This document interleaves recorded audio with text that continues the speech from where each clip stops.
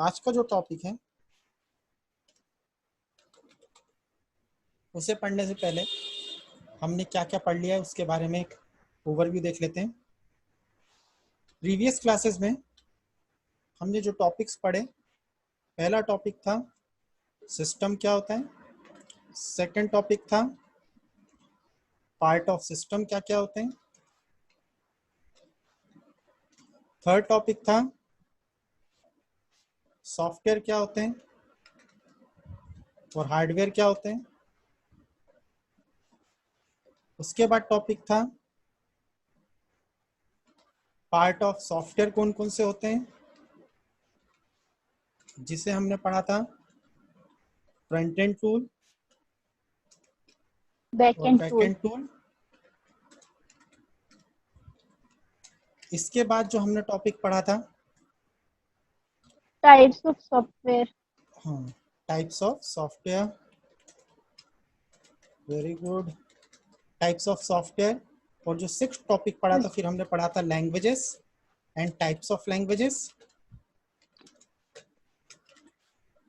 Types of languages, इसमें अगली चीज जो हमने पढ़ी थी वो पढ़ी थी types of programming. Yes sir. Seventh topic हमने पढ़ा था what is programming and types of programming. Types of programming आज हम स्टार्ट करेंगे अपना सी। तो इसमें हमने पढ़ा था यस सर। CUI, GUI और वेब। तीन तरह के मेन प्रोग्रामिंग सिस्टम्स होते हैं। ये टॉपिक अभी तक हम कर चुके हैं। आज का जो ऑब्जेक्टिव है उसका नाम है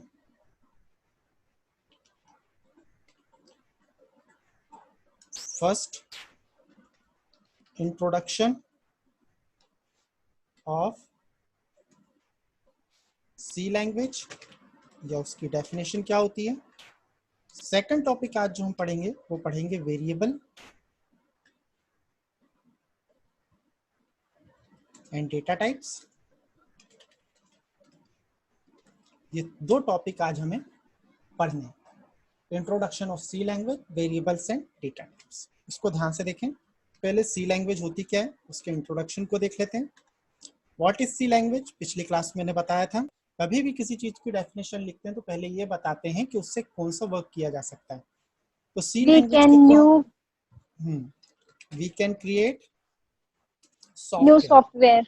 हाँ, we can create new software through this language. Language के थ्रू हम एक नया सॉफ्टवेयर बना सकते हैं। अगला पॉइंट मैंने लिखवाया था कि it is application software. Yes sir. इसे यूटिलिटी भी कह सकते हैं, यूटिलिटी सॉफ्टवेयर। उसके बाद थर्ड पॉइंट मैंने दिया था कि ये किसके अंदर कंसीडर किया जाता है, फ्रंट एंड टूल के अंदर कंसीडर किया जाता है। और फोर्थ टॉपिक था कि इससे हम किस तरह के सॉफ्टवेयर बना सकते हैं, CUI, मतलब we can create console program using this. और कंसोल प्रोग्राम की क्या क्या खासियत होती है वो मैं CUI में पढ़ा चुका हूँ, है ना। कि इससे हम स्क्रीन क्रिएट कर सकते हैं, ज्यादातर काम कीबोर्ड से होगा, माउस से नहीं होगा, है ना। और थर्ड पॉइंट था ये सिंगल यूजर इंटरफेस देता है। और फिफ्थ पॉइंट मैंने आपको दिया था कि इसका डेवलप कब हुआ था और इसका डेवलपर का नाम क्या था। 1972 में हुआ था ना। 1972 कहाँ पे हुआ था, AT and T laboratory.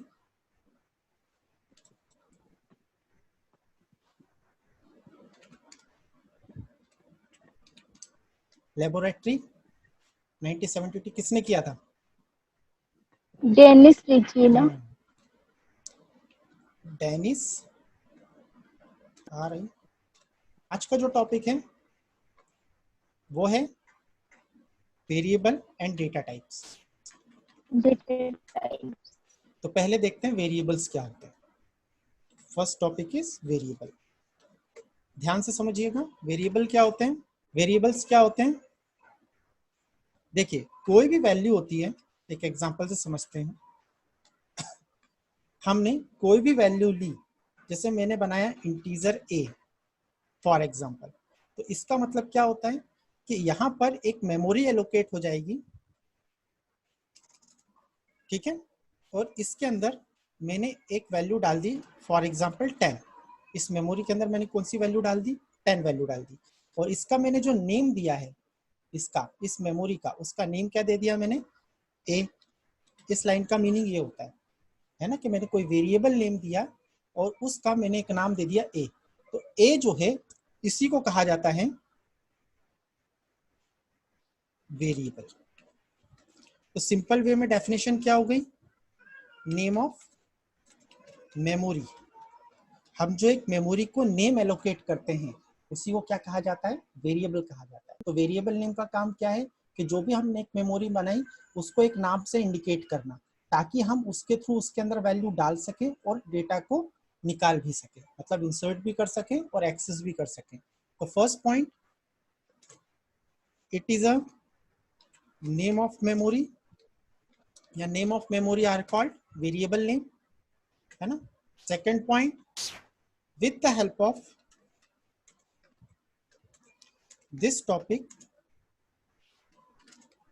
we can store and access data from memory। Memory में डेटा डाल भी सकते हैं और जरूरत पड़ने पर निकाल भी सकते हैं। अगर ये वेरिएबल नेम नहीं होगा, अगर ये वेरिएबल नेम नहीं होगा तो हम ना मेमोरी में वैल्यू डाल सकते हैं ना निकाल सकते हैं। फॉर एग्जांपल यहाँ पर मैंने बनाया ए, तो ए ने एक मेमोरी एलोकेट करी। अब इसके अंदर मुझे अगर 10 डालना है तो मैं कैसे लिखता हूँ, ए इक्वल टू 10। तो यहाँ पर ये 10 वैल्यू इस मेमोरी के अंदर एलोकेट हो जाएगी। और अगर मुझे इस ए के अंदर की वैल्यू को एक्सेस करना है तो मैं क्या लिखता हूँ, प्रिंट एफ ब्रैकेट में %d, या आगे चल के बताऊंगा मैं, %d कॉमा और जो भी वेरिएबल का नाम है, इस वेरिएबल नेम के थ्रू मैं क्या कर सकता हूँ, इसके अंदर की वैल्यू को एक्सेस कर सकता हूँ। मतलब वेरिएबल नेम के द्वारा मैं उस मेमोरी के अंदर वैल्यू स्टोर भी कर सकता हूँ, जरूरत पड़ने पर मेमोरी के अंदर जो डेटा है उसे एक्सेस भी कर सकता हूँ, है ना। किसके द्वारा, इस वेरिएबल नेम के द्वारा। डन। और थर्ड पॉइंट है, it is a changeable unit. Changeable unit ये एक अचर राशि है, मतलब इसकी वैल्यू को हम बार बार क्या कर सकते हैं, चेंज कर सकते हैं। ऐसा फिक्स नहीं है कि एक बार आपने ए की वैल्यू 10 कर दी और अगर आप दूसरी बार ए की वैल्यू 20 कर देंगे तो ए की वैल्यू 10 से रिप्लेस होकर क्या हो जाएगी, 20 हो जाएगी। मतलब इसकी वैल्यू को हम बार बार चेंज कर सकते हैं, तो उसे बोलते हैं अचर राशि, हिंदी में चेंजेबल यूनिट। इसकी वैल्यू को बार बार चेंज किया जा सकता है ना। किसकी, वेरिएबल। तो यहाँ पे देखो रटने की जरूरत नहीं है। What is variable, name of memory are called variable. Memory का जो हम एक नेम एलोकेट करते हैं उसी को क्या कहा जाता है, वेरिएबल, जिसके द्वारा हम मेमोरी में डेटा डाल सकते हैं और मेमोरी से डेटा निकाल सकते हैं। और एक चेंजेबल यूनिट है जिसकी वैल्यू बार बार क्या होती है, चेंज होती है। तो ये होता है वेरिएबल। अब इसके आगे की चीज, टाइप्स ऑफ वेरिएबल। वेरिएबल कितने टाइप के होते हैं, types of variable. In C language, there are two types of variable. First, local variable, and second is global variable. दो कैटेगरी में इसे बांटा गया है, local variable and global variable. दो टाइप के वेरिएबल होते हैं, दोनों का काम होता है किसी भी मेमोरी के अंदर डेटा को स्टोर करना। डन। दोनों का जो पहला पॉइंट क्या है, both are used to store data on memory. जो हमारी मेमोरी है उसके अंदर डेटा को स्टोर करने के काम आता है। कौन, लोकल भी और ग्लोबल भी। बट दोनों में अंतर क्या होता है, तो इसके लिए एक एग्जांपल समझते हैं। पहले एक फंक्शन बनाया मैंने सम, एक फंक्शन बना लिया फॉर एग्जांपल मैंने मल्टीप्लिकेशन, और एक तीसरा फंक्शन मैंने बना लिया एवरेज। मान के चलिए मैंने ये 3 फंक्शन बनाए। सम के अंदर मैंने क्या किया, 2 नंबर का सम कर दिया, सम ऑफ 2 नंबर। कैसे करेंगे वो प्रोग्रामिंग में सीखेंगे हम। इसके हमने अंदर क्या कर दिया, 2 नंबर का मल्टीप्लिकेशन, और इसके अंदर हमने क्या कर दिया, 2 नंबर का एवरेज। ठीक है। तो यहाँ पर हमारे पास 3 फंक्शंस हैं, सम, मल्टीप्लिकेशन और एवरेज। मान के चलिए मैंने कोई वेरिएबल बनाया सम फंक्शन के अंदर इंटीजर ए करके मैंने एक वेरिएबल बनाया कौन से फंक्शन के अंदर, सम। तो इस ए को मैं इसके अंदर मतलब इस बॉडी के अंदर कहीं पे भी यूज कर सकता हूं, है ना।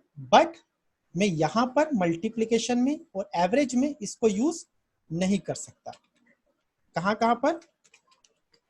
मल्टीप्लिकेशन और एवरेज में मैं इनको यूज नहीं कर सकता। मैं इसको कहां पे यूज कर सकता हूं? क्या use only inside this body. इसी फंक्शन बॉडी के अंदर मैं इसको यूज कर सकता हूं ए को, उसके बाहर यूज नहीं कर सकता। किसको? ए को। तो ऐसे वेरिएबल जो कि किसी फंक्शन बॉडी के अंदर डिक्लेयर किए जाते हैं, जो भी किसी भी फंक्शन बॉडी के अंदर डिक्लेयर किए जाते हैं और उसका यूज हम केवल उसी फंक्शन बॉडी में कर सकते हैं, दूसरे फंक्शंस के अंदर उसका यूज नहीं कर सकते, तो ऐसे वेरिएबल कहलाते हैं लोकल वेरिएबल। तो ऐसे वेरिएबल क्या कहलाते हैं? Local variable. तो इसमें 2 पॉइंट होते हैं। तो फर्स्ट पॉइंट क्या होगा लोकल वेरिएबल का? It is declare inside the function body. ये कहां पर होते हैं? फंक्शन बॉडी के अंदर डिक्लेयर किए जाते हैं। जबकि जो ग्लोबल होते हैं इन्हें कहां डिक्लेयर किया जाता है? It is used to declare outside of the function body. तो यहां पर मान के चलिए ये तो एक जो ए वेरिएबल है ये क्या कहलाया मेरा? Local variable. क्यों? क्योंकि ये इस बॉडी के अंदर डिक्लेयर किया गया है। बट अगर मैं इस सम फंक्शन के ऊपर एक वेरिएबल बना लेता, मान के चलिए इंटीजर p, तो ये जो मैंने p बनाया है इसको मैं सम के अंदर भी यूज कर सकता हूँ, मल्टीप्लिकेशन फंक्शन के अंदर भी यूज कर सकता हूँ और एवरेज फंक्शन के अंदर भी यूज कर सकता हूँ इसको p को। तो p हमारा क्या कहलाएगा? Global variable. ग्लोबल वेरिएबल तो p हमारा ग्लोबल है। तो जो वेरिएबल किसी फंक्शन बॉडी के अंदर डिक्लेयर होते हैं वो लोकल कहलाते हैं, और वो वेरिएबल जो फंक्शन बॉडी के बाहर डिक्लेयर होते हैं, देखिए फंक्शन बॉडी के बाहर है तो उसे कहते हैं ग्लोबल। सेकंड पॉइंट क्या होगा कि we can use that variable only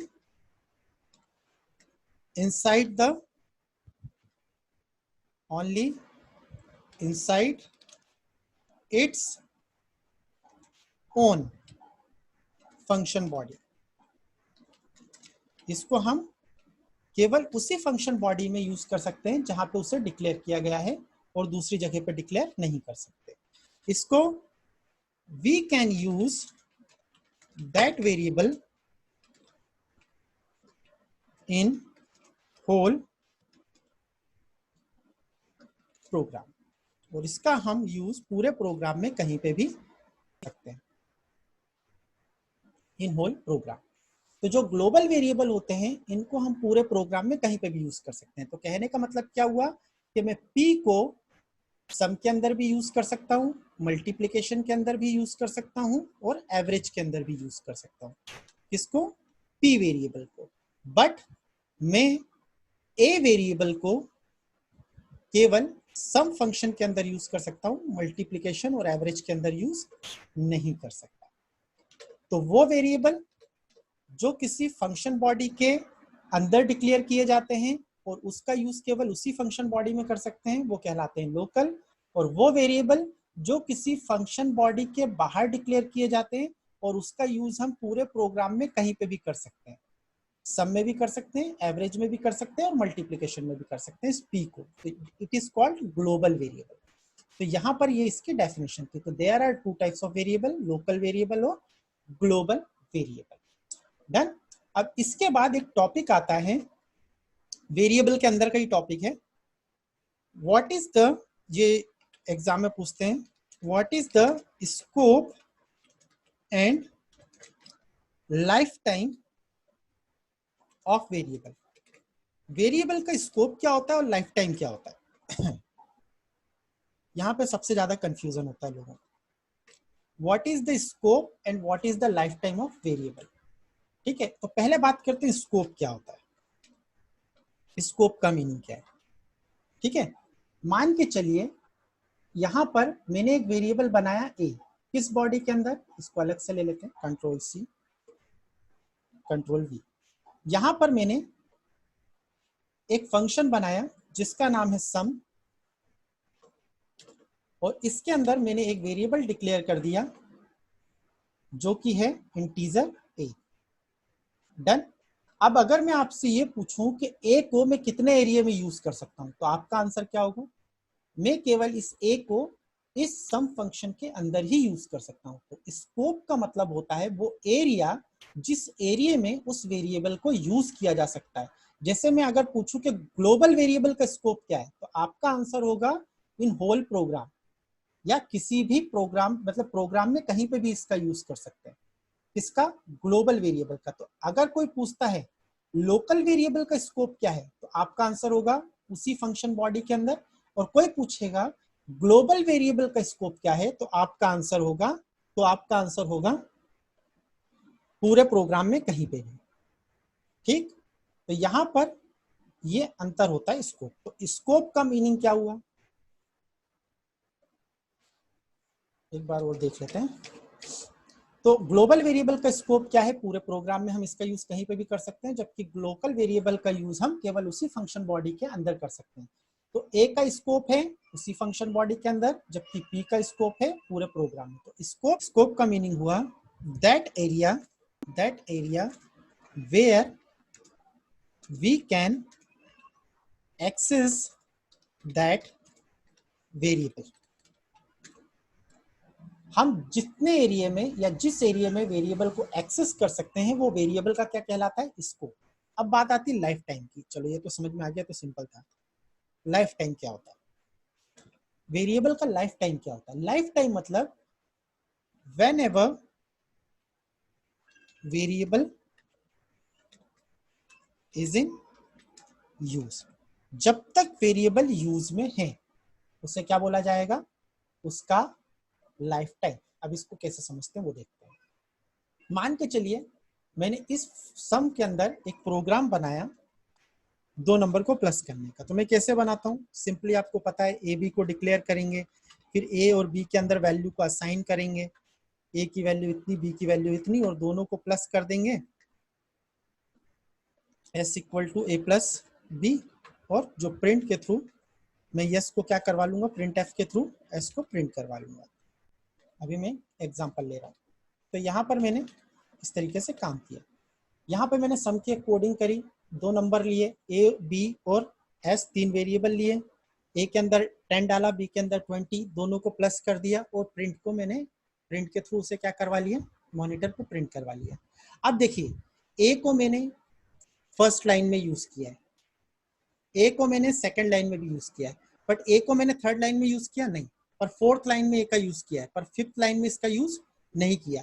ना ए को मैंने यूज किया है फिफ्थ लाइन के बाद, ना बी को यूज किया है। कहने का सिंपल सा मीनिंग ये होता है कि जहां पे मैं ए और बी को यूज करना बंद कर दूं, जैसे मैंने ये फोर्थ लाइन में ए और बी को यूज करना बंद कर दिया, मतलब इसके आगे ए और बी को मैंने यूज नहीं किया, तो वो उसका लाइफ टाइम होता है। मतलब जब तक वेरिएबल यूज में होगा वो उसका लाइफ टाइम कहलाएगा। जैसे मान के चलो मैंने कोई वेरिएबल ए और बी बना लिया, तो जरूरी है कि उसे मैं 100वीं लाइन तक कॉल करूं, उसका काम 5वीं लाइन पे ही खत्म हो गया, तो मैं उसको क्यों आगे यूज करूंगा। डन। तो लाइफ टाइम का मीनिंग है कि कब तक वेरिएबल यूज में है, कब तक वो मेमोरी में एलोकेटेड है, कब तक उसका यूज है, वो उसका क्या कहलाता है, लाइफ टाइम, है ना। तो कोई भी वेरिएबल जिस लाइन पर काम करना बंद कर देता है उसको हम आगे कंटिन्यू नहीं करते हैं, वो उसका क्या कहलाता है, लाइफ टाइम कहलाता है। तो यहाँ पर स्कोप का मीनिंग क्या हुआ, वेरिएबल जितने एरिया में काम करता है वो उसका स्कोप होता है, और वेरिएबल जब तक काम करता है वो उसका लाइफ टाइम कहलाता है। ये वेरिएबल के अंदर का टॉपिक है।